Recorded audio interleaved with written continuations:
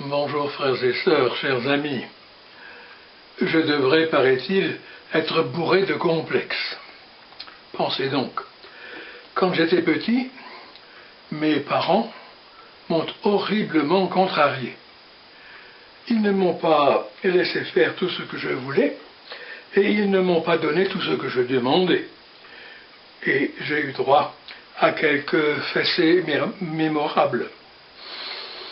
À en croire certaines théories et certaines pratiques, mes parents auraient manqué d'amour. À en croire mon cœur, je pense, moi, qu'ils m'ont très bien aimé. Les textes de cette liturgie nous parlent d'amour et de communauté, mais ils parlent aussi de contraintes, d'exclusion, de délation même. Thème important pour notre vie quotidienne. Il faut essayer d'approfondir. Du texte de saint Paul aux Romains, tirons 3 remarques. D'abord, il nous dit « N'ayez de dette envers personne, sauf la dette de l'amour mutuel. » Une dette d'amour. Quelle chose étrange, n'est-il pas vrai? Dette d'argent, d'avoir, de justice, d'accord. Mais devoir d'amour? Que peut faire l'amour avec le devoir, avec le dû? Parler de devoir d'aimer, n'est-ce pas ridicule? Eh bien non. L'homme a le devoir d'aimer comme il a le devoir de respirer, car respirer comme aimer, c'est vivre. Ne pas aimer comme ne pas respirer, c'est mourir. Interdire d'aimer comme interdire de respirer, c'est condamner à mort. Saint Paul dit encore, l'accomplissement parfait de la loi, c'est l'amour. Commentant ce texte, saint Thomas d'Aquin écrit « Le but de la raison de toute loi, c'est de créer l'amitié entre les hommes et Dieu. » Cette affirmation peut paraître étrange et pourtant, en y regardant de près, on se rend compte en effet qu'en principe, et je dis bien en principe, toutes les lois se proposent de créer plus de justice, plus de sécurité, plus de liberté, plus d'harmonie entre les hommes. Même le code de la route prétend bien régler le moindre heurt et au moindre frais la rencontre des citoyens motorisés. Si nous aimions assez, la loi ne serait pas nécessaire. Tout viendrait de l'intérieur, n'est-ce pas? Aime et fais ce que tu veux. C'est saint Augustin qui le dit. Mais qui peut prétendre n'être guidé que par l'amour? Pas de loi pour les justes, dit saint Paul. Mais qui peut prétendre être juste? L'amour traverse la loi après l'avoir fondée. On peut être en règle avec la loi, avec l'amour jamais. La loi demande tout le dû, tout ce qui est dû, mais rien que le dû. L'amour ne demande que le possible, mais tout le possible, et là, on n'en aura jamais fini. Saint Paul, enfin, dit « Tu aimeras ton prochain comme toi-même ». Il ne faut pas oublier comme toi-même. On n'a pas le droit de s'oublier en route, même pour les autres. Vouloir être que toi, vouloir tout donner, c'est vouloir être Dieu. L'homme, lui, ne fait plaisir qu'en prenant plaisir.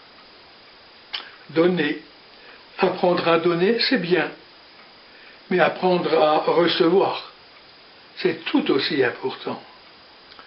Les uns et les autres, nous sommes tous des pauvres appelés à ceci, nous aider mutuellement à vivre. Puis, il y a l'Évangile, un regroupement un peu hétéroclite de phrases de Jésus autour du thème de la vie commune. Retenons 2-3 choses. La première, bienheureux les doux, n'a jamais voulu dire bienheureux les mous. Si l'amour est douceur et tendresse, il est aussi exigence et force. Il y a des amours qui sont des écrasements, des étouffements. Mais il y a aussi des amours et des amitiés qui sont pour une part lâcheté, démission, complicité malsaine. Sous prétexte que l'on aime, on laisse faire n'importe quoi. La sagesse populaire ne s'y trompe pas, qui parle d'enfant gâté, comme on parle d'un fruit gâté, d'un fruit pourri, qui a raté sa maturité. L'amour doit savoir être dur, en s'efforçant de barrer des chemins que l'on sait être des chemins de mort.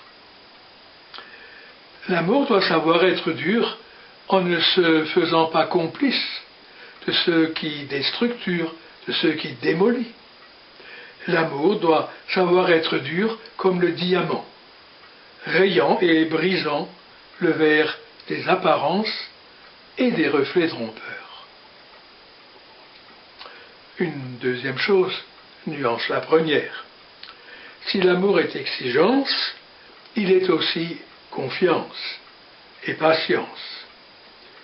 Tout groupe humain, social, politique ou religieux a ses frontières. Une frontière détermine un espace, mais en même temps fixe des limites. Dit un dedans, un dehors. Mais on n'excommunie pas pour un oui ou pour un non. L'exigence de l'amour se fait patience. Saint Matthieu redit les paroles de Jésus à une communauté de juifs chrétiens, sans doute intransigeante et trop portée à exclure, discuter à 2, puis à 3 ou à 4, avant d'en référer à toute la communauté.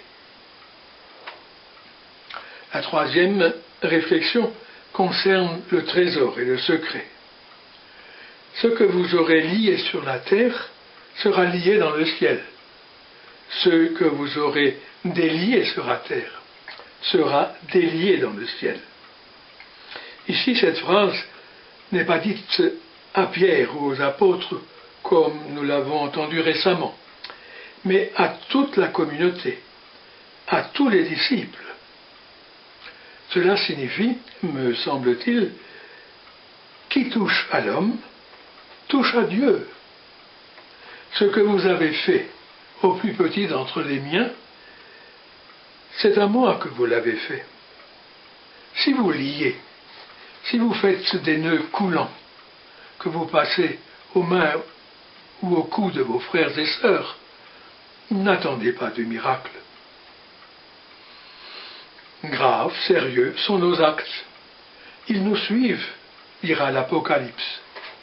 En revanche, si vous déliez, si vous brisez les jets, c'est à Dieu que vous rendez la liberté.